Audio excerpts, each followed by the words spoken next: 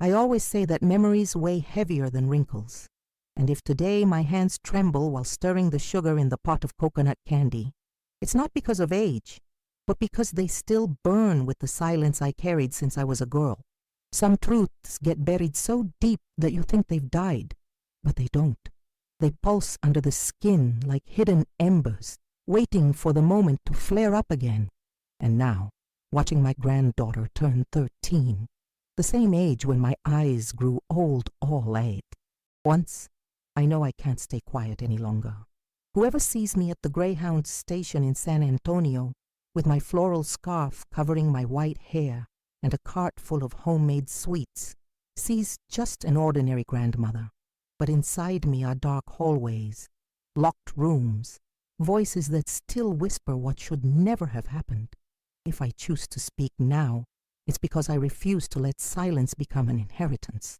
My granddaughter deserves a different story, a life without fear hiding in the corners of her house. My name is Nazareth Ann Souza. I'm 74 years old, and I live today in a small apartment near the market, where the smell of fresh bread mixes with the jasmine I keep on my balcony. My life looks simple. I sell coconut bars. I visit friends at church. I water the plants my daughter gave me. But inside me, a voice has never stopped speaking. It is that voice that pushes me to open this invisible book and tell the truth about what happened when I still thought the world was safe. I have waited too long. I've kept this secret like someone hiding a knife wrapped in cloth, afraid of what might happen if someone touched it. And yet, the knife has been cutting me all these years, in every sleepless night, in every flicker of distrust I couldn't explain.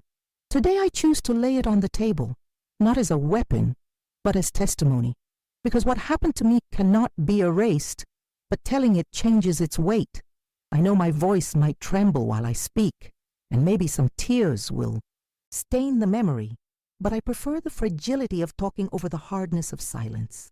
My grandchildren sometimes laugh when I share old stories, sometimes listen tenderly, but I know they also notice the shadow in my eyes whenever certain dates on the calendar come close.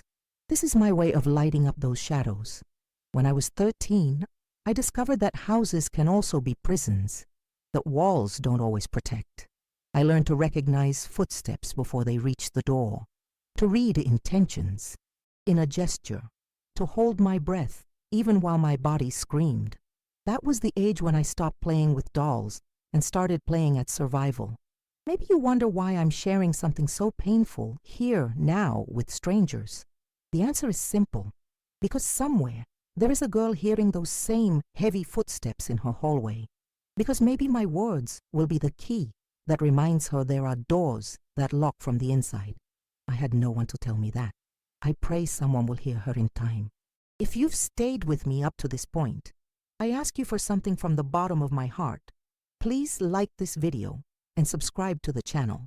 That helps me keep sharing stories like this, stories that maybe give courage to someone who desperately needs it.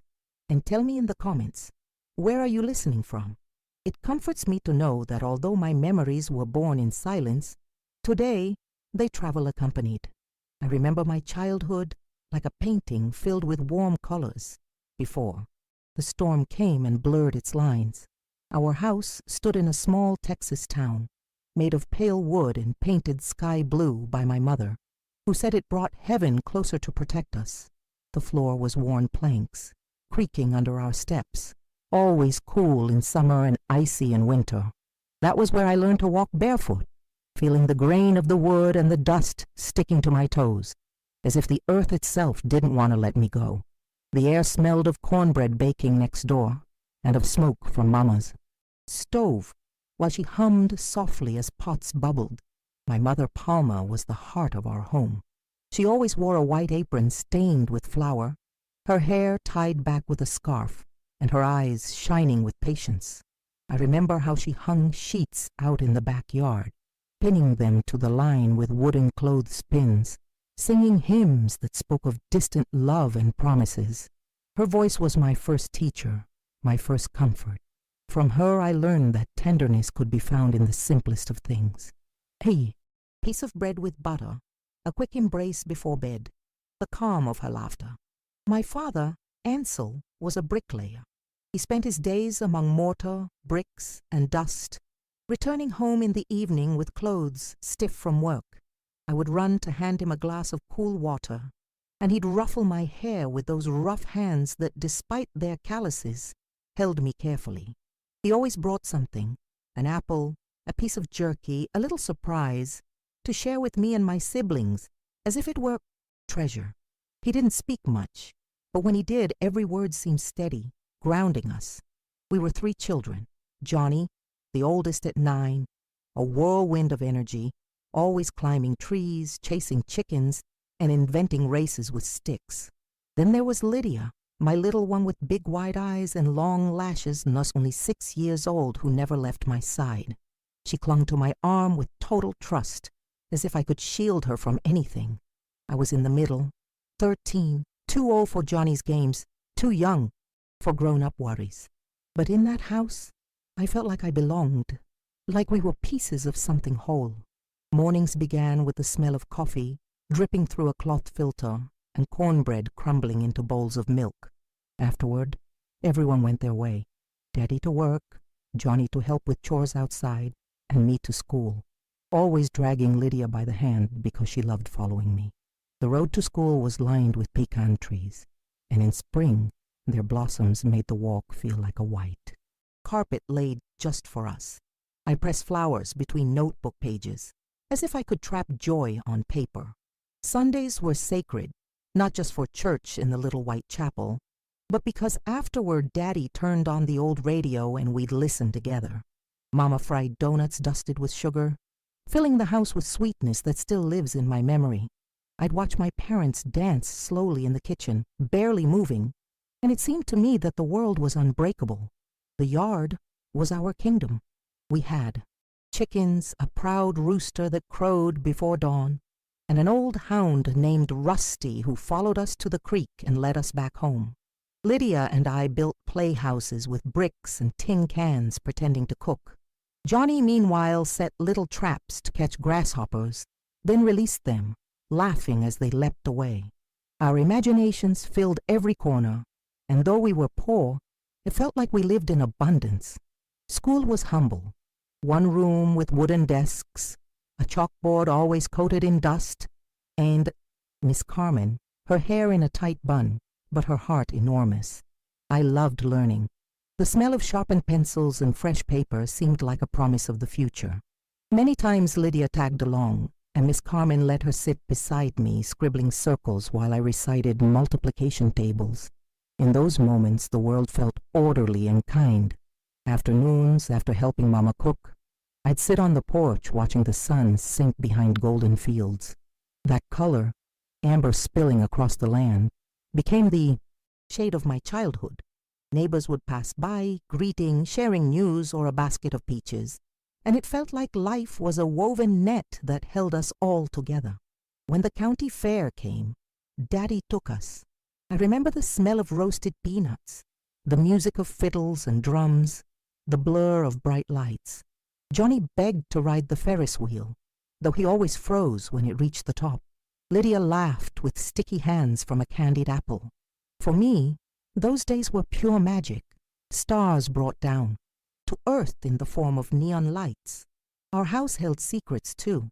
There was an old trunk where Mama kept embroidered linens and letters she never let us read. I loved sitting on top of it, feeling like I was guarding a treasure. In the yard, Mama grew herbs she used as medicine. Chamomile for nerves, thyme for coughs. I watched in awe as she turned simple leaves into healing remedies. Winters were harsh, the cold seeping through cracks in the walls, but the fireplace in the living room drew us together. Johnny spun wild stories. Mama sewed. Daddy smoked his pipe in silence, and Lydia dozed in my lap. I believed then that life needed nothing more than that shared warmth. Summers, though, were soft and endless. We slept outside on blankets, staring at stars. Daddy pointed at constellations, telling legends of travelers and sailors. I dreamed of seeing faraway places, though I didn't yet know from what I longed to escape.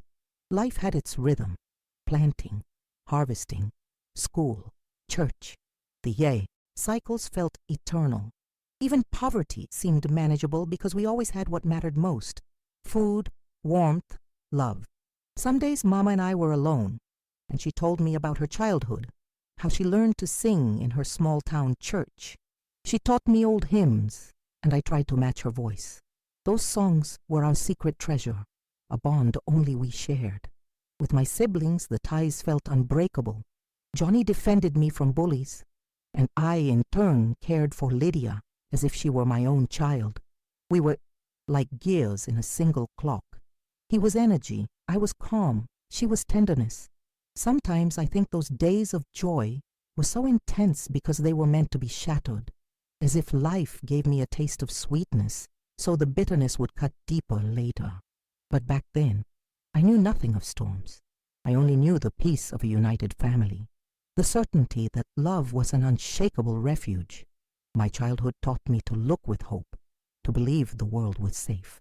That's why, when everything changed, the wound cut twice, not only for what happened, but because it destroyed my faith in life itself.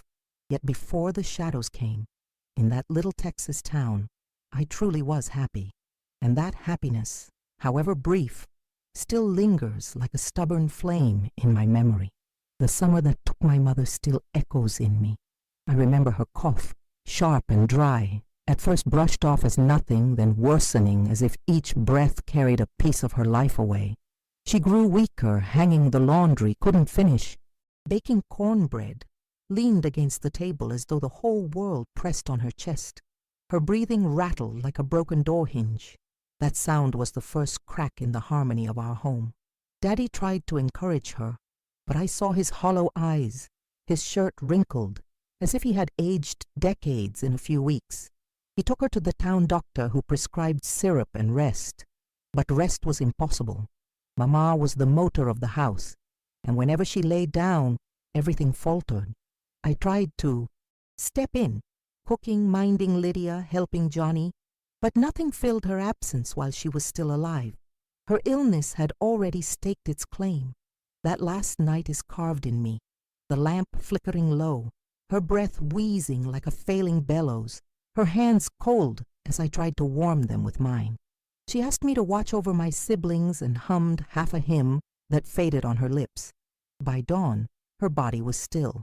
At 13, I learned the word orphan, though Daddy still lived. The wake was held in our living room. Neighbors crowded in with prayers, fans, and 2 strong flowers. I felt dizzy, unable to cry in front of them. Johnny bit his lip with silent fury, while Lydia clung to me, searching for warmth she couldn't find. Daddy sat rigid, staring at nothing. That emptiness in his eyes frightened me more than death itself. After the burial, our house changed forever. The walls that once sheltered us now felt cold and foreign. Daddy sank into silence, spending hours at the table, staring blankly, drinking more than he should. Laughter disappeared from our yard. Johnny wandered restlessly outdoors, while I stayed with Lydia, who asked every night when Mama was coming back. I never found words that didn't break me inside. That was when Walter, Daddy's friend, began visiting more often. He'd always been around, helping with church events, offering a hand with repairs. People said he was decent, generous, a man of respect. At first, his presence felt like relief. Someone to speak when Daddy wouldn't, to bring bread or milk when we were short. I believed he came to help, to ease the hole Mama had left. But soon his help became habit. He spent evenings at our table, rummaging through things like they belonged to him, making decisions for us. Daddy, too numbed by grief, didn't resist. He seemed grateful that someone else took charge. I, though, felt uneasy. Something in Walter's gaze lingered too long, calculated too much. The first time I saw him enter Daddy's room, without knocking, I understood he was no guest anymore. He was claiming ownership. He hung his coat on the chair, drank from the glass without asking, sat in the armchair like it was his. And Daddy said nothing, as though he had handed over both his will and the keys to our house. Lydia began to shrink away from him instinctively. hiding behind me when he arrived. I couldn't explain why, but I felt the same pull to recoil. Whenever Walter placed his hand on my shoulder with fatherly affection, a chill raced through me.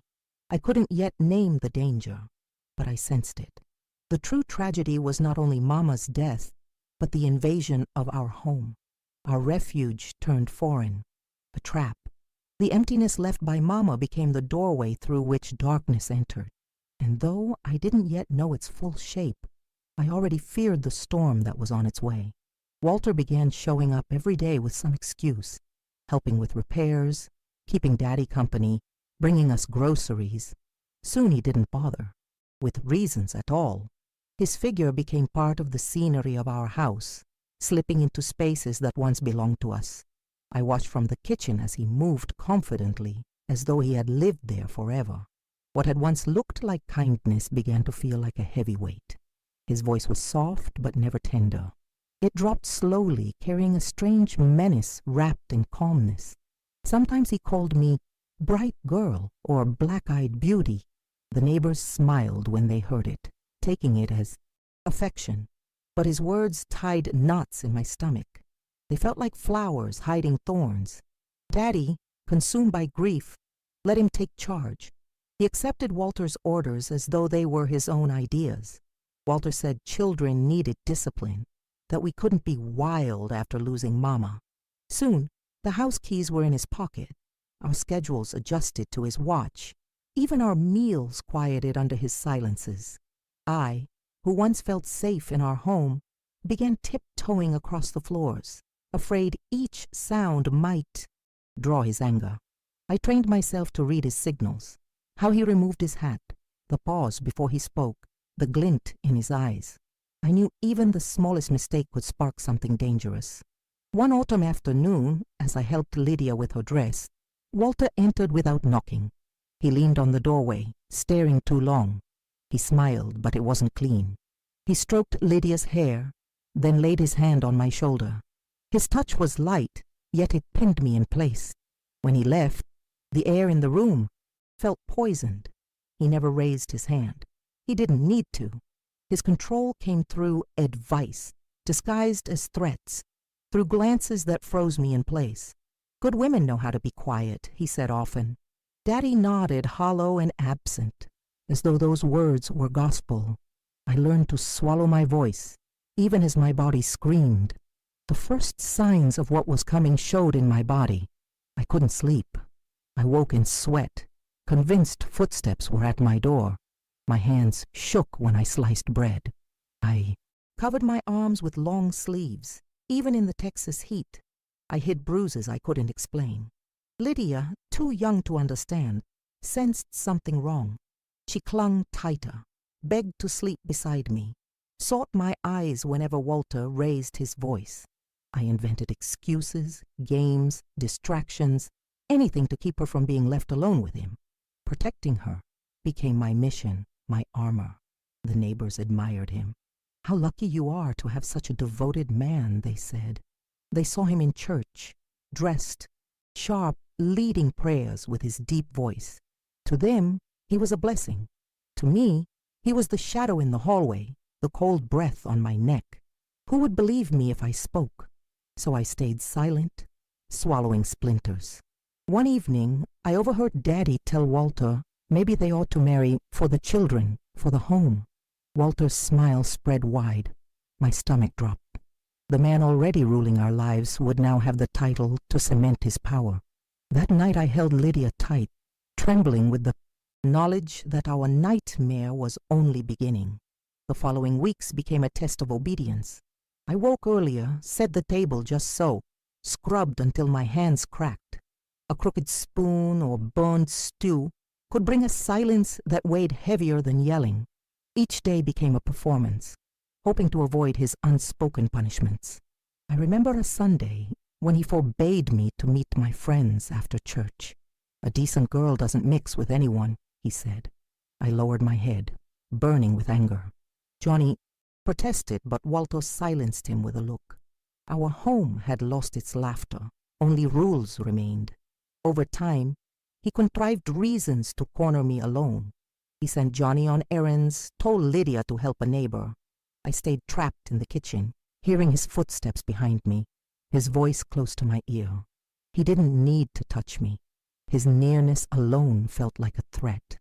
I learned tricks to resist, busying myself with chores, staying near open windows, faking headaches to retreat to bed. Every move was calculated to buy distance, but the tension never eased. I lived strung tight like a violin string, ready to snap. Daddy was fading more each day, a ghost at the table, blind or unwilling to see. His absence was Walter's greatest ally. He never noticed my trembling hands or how I shielded Lydia, and if he did, he chose not to. Silence ruled our house. Some nights I woke certain someone stood by my bed. I'd creep down the hallway, checking doors and windows. Nothing was open, yet the fear lingered, heavy as a weight on my chest. The sound of Walter's boots on the wooden floor was enough to freeze my blood. The worst part was the contradiction. To the world, Walter was a model man, devout, generous, respected. At home, he was the shadow that dimmed every corner. And I, still just a girl, realized no one would believe me. That was the deepest prison. So each day became survival. Silence as shield, vigilance as duty. Protect Lydia, endure Walter, hope Johnny stayed out of his reach. I buried my own childhood to save theirs. It was my love for my siblings that kept me alive. Lydia's smile, fragile yet intact, became my promise. I would not let him crush her. Johnny's wild energy, even his absences, gave me hope that at least one of us breathed freely. Though the worst hadn't yet come, I felt it near, like a rising river, unstoppable, dark, threatening to swallow us whole. And I knew with certainty that someday silence would no longer be enough. Silence became both my shield and my punishment. I learned to walk without making a sound, to close doors without letting them creak, to hold my breath when his shadow loomed too close. My life turned into a stage play where every gesture had to be rehearsed. The forced smile at the table, the calm mask at school, the careful tone of voice. Survival meant obeying the invisible script where the main rule was simple: don't provoke him. Every day was constant vigilance. I knew his footsteps like I knew my own heartbeat. Slow meant I had time, firm meant get out of the way, quiet meant danger. Lydia couldn't read those signals, so I turned them into secret games between us. 3 knocks on the wall meant hide, 1 clap meant silence. My fear became a language only she and I understood. Nights were the hardest. The creak of the floor kept me on edge, even when it was only the wind. I slept with my eyes half open, Lydia curled against me, convinced any moment would bring intrusion. Some nights I rose to heat milk, pretending insomnia just to keep myself upright and alert. Exhaustion felt safer than sleep. My body began betraying me. I lost weight, my skin dotted with bruises I explained away with lies. A fall in the yard, a trip in the kitchen, roughhousing with Johnny. I wore long sleeves even in August, scarves when the air didn't call for them. People looked but didn't ask. Maybe they didn't want to know. At school I faltered. Once I loved my notebooks, the sharp smell of pencils, the rhythm of numbers. Now my mind calculated only escape routes and excuses. Miss Carmen's concerned gaze burned into me, but I lowered my eyes, afraid she'd read the truth there. Lydia, still drawing flowers in the margins, remained innocent, for now. Daddy was a wall of silence. He sat at the table, staring into space, the weight of his grief turning him hollow. I longed to shake him, to scream for help, but my voice never rose. The scream stayed lodged inside me, burning, eating away like poison. The kitchen became my prison and my shield. I cooked with shaking hands, careful with every pinch of salt, every flame.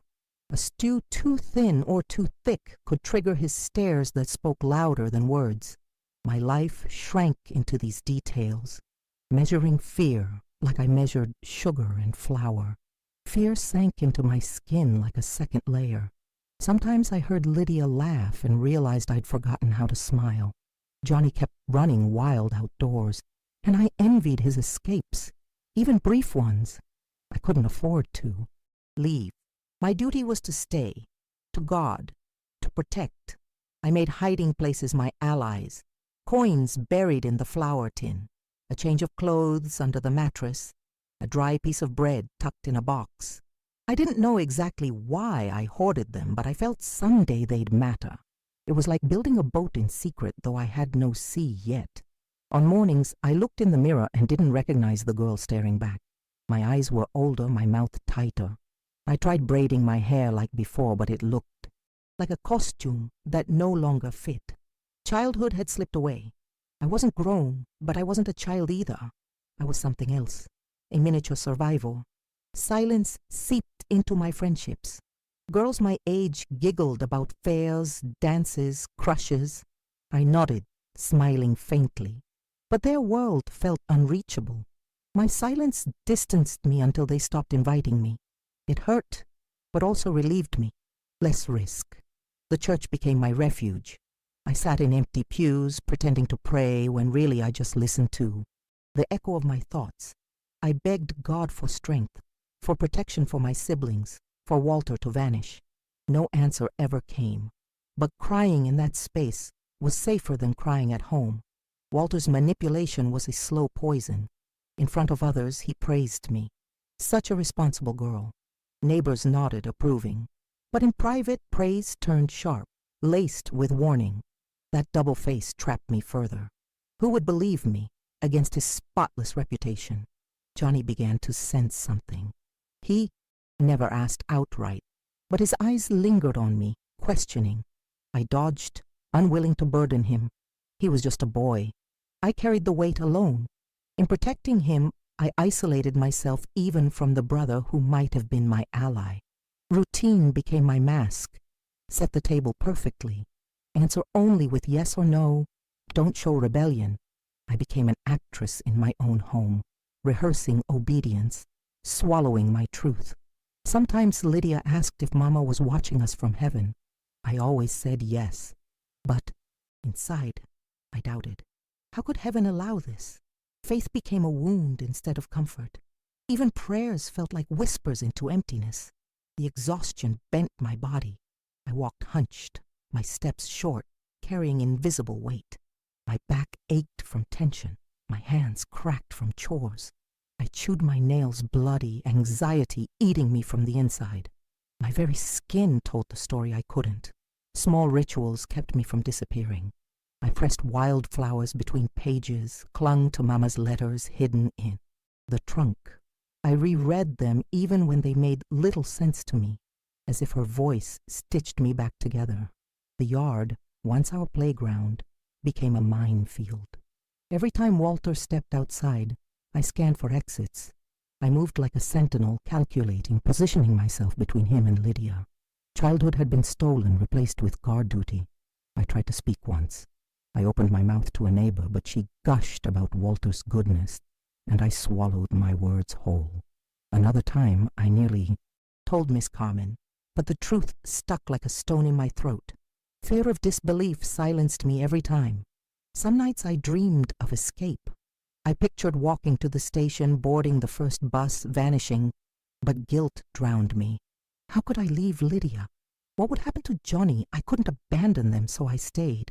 Fear carved itself into my body. Chest pains, lumps in my throat, dizzy spells. The doctor called it nerves. I knew it was the price of silence. The calendar turned against me. Each day felt like one step closer to disaster. The county fair, once magical, now mocked me with its bright lights.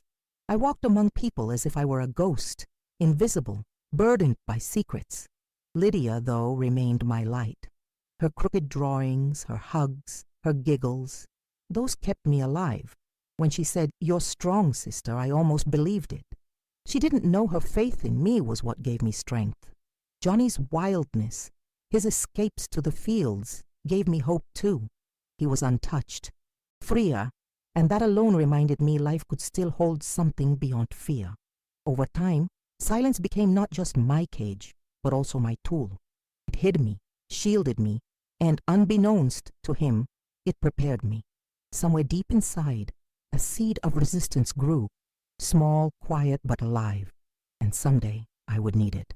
The first sign of resistance was small, almost invisible. I dared to answer him with my eyes. While Walter lectured me about obedience and silence, I lifted my gaze and held it steady. I didn't speak, but my look carried a defiance I hadn't felt in years. My hands shook inside my lap, but outside I appeared calm. It was a fleeting moment, yet enough to remind me that some fire still lived in me. I began studying his habits like a soldier watching the enemy. I knew when he drank, when his temper sharpened, what distracted him. I memorized the creak of his boots, the way he hung his hat, the pause before he spoke. Reading those signs gave me space to maneuver, to shield Lydia from his attention, to buy us time. Miss Carmen, my teacher, was the first adult who seemed to notice. One afternoon she pulled me aside and said my smile no longer reached my eyes. I lowered my head, too afraid to answer. She touched my shoulder gently and slipped me a piece of bread wrapped in cloth. "When you need to talk, I'll be here," she whispered. I didn't speak then, but her words became a hidden refuge. Lydia, though still little, began to sense my strategies. In the yard, when we played, I taught her to hide quickly, to recognize secret signals. She thought it was part of a game, laughing as she followed. But I knew I was training her to survive. Teaching her that at 6 years old broke me, but also comforted me. She would know what to do.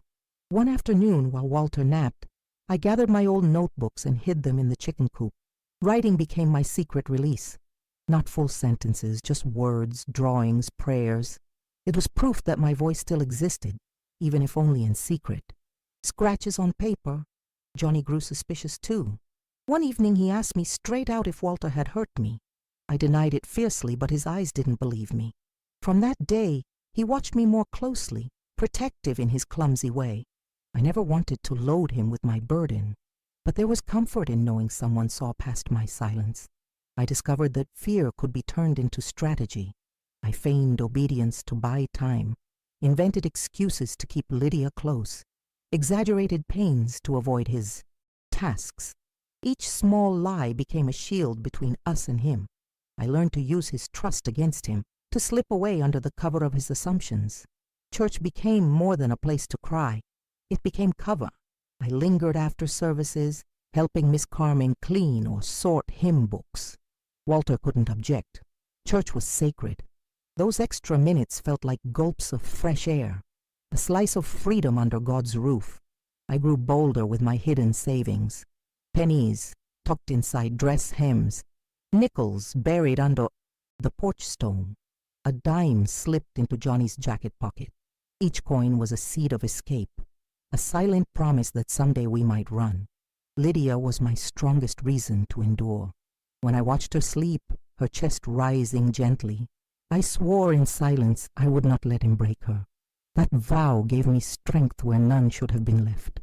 Every day I told myself, one more day, one more shield between him and her.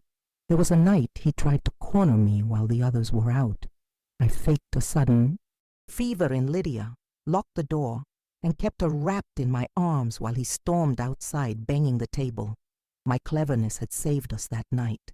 I realized then that my mind could be my best defense. Miss Carmen gave me another lifeline. She looked me straight in the eye one day and whispered, "If you ever need shelter, my door locks from the inside." I didn't respond, but those words burned into my heart like a map. That promise became my secret compass. Though I often felt weak, I began to see strength in small rebellions. A steady gaze, a hidden coin, a lie told at the right time. Each act, however tiny, was a brick in the wall of my resistance. I was like an underground river, silent, unseen, but flowing strong. Over time, I understood silence wasn't only my prison, it was also my strategy. Silence protected me, but it was also preparing me. I knew a day would come when I wouldn't stay quiet anymore.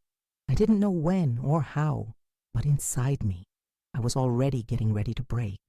The wall. The day of the breaking point began like any other.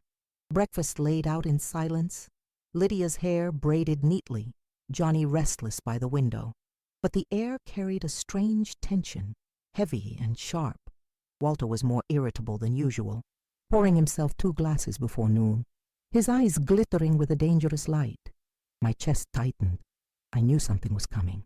After lunch, he ordered Johnny to fetch wood from the field and told Lydia to go with him. My heart froze, but his glare silenced me. In an instant I was alone with him. The quiet pressed against my ears, louder than any sound. "It's time you learned true obedience," he said, his voice low, slow, poisoned. My hands began to sweat. I backed into the kitchen, clutching a jug as if busy with water. He followed, his steps steady, deliberate. His presence filled the room, swallowing all the air. I tried to control my breath, but it betrayed me, shallow and quick. The moment I'd feared for months was here, inescapable. When his hand clamped my arm, my whole body screamed in silence. His grip wasn't rough, but it anchored me, claimed me. Instinct, not thought, saved me. I pushed with all my strength, sending the jug crashing to the floor. It shattered into shards, the sound ringing like thunder. For a second he froze. That pause was my chance. I tore free and bolted for the door. It was locked, always locked. My fingers fumbled at the latch, but it wouldn't give.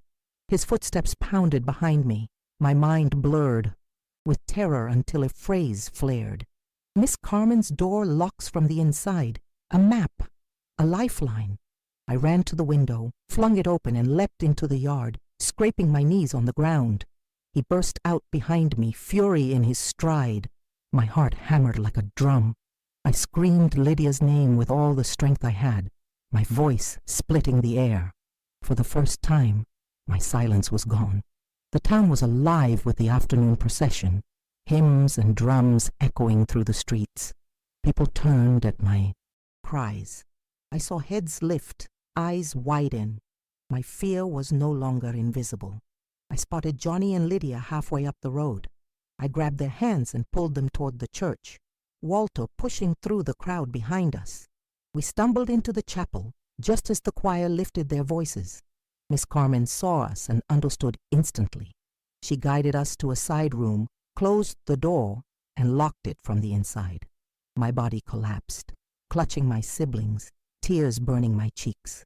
Outside, his voice bellowed, demanding the door be opened. He shouted lies, that it was a misunderstanding, that I was hysterical. But whispers rose in the crowd, and the sight of my trembling siblings betrayed him. His mask began to crack. For the first time, his voice did not sound like truth. Daddy appeared, pale and shaken. He looked at me, arms around Lydia, trembling, broken, and something in his face shifted. He didn't ask, didn't speak. Shame and pain covered him, but so did understanding. The procession halted, the whole town watching. I, who had swallowed silence for so long, stood exposed, my fear visible to all. It was terrifying, but also freeing. For once, the truth no longer belonged only to me. That night I understood. Resisting wasn't enough. I had to break the silence, even if my voice came out as a scream. And though my hands still shook, deep inside me I knew silence would never again be my prison. The morning after the procession felt unlike any other. There was no instant peace, no swift justice, but there was something undeniable. We were no longer alone. Miss Carmen took us into her home, just as she had promised, with the door locked safely from the inside. We spent those first nights there, shaking, clinging to one another, while the town buzzed with whispers. For the first time in years, fear did not hold every corner of my life. Officials came asking questions, writing down my trembling words between sobs. I can't say exactly what became of Walter after that. Night. Some said he fled, others that he was taken away. All I know is that he never returned to our house. Daddy, hollow and broken, tried to reach us, but his silence through the years had built a wall too high to cross. I looked at him and saw a man who had surrendered when we needed him most. From then on, my life became about piecing myself back together. I grew up too fast, learning how to carry my siblings on shoulders not meant to bear such weight. Innocence was gone, but breathing, without fear, was a kind of victory. Lydia's laughter slowly returned, full and bright, and that sound was worth more than anything else. The memory never left. It clings to me like a scar on my skin. Some nights I still hear footsteps in the hallway, even when the house is empty. But I've learned not to run from the shadow. I face it, and I remind myself, I survived. I am here. My voice broke through. Now, as I sell my coconut bars at the bus station, I think of all the girls who may be living their own silence.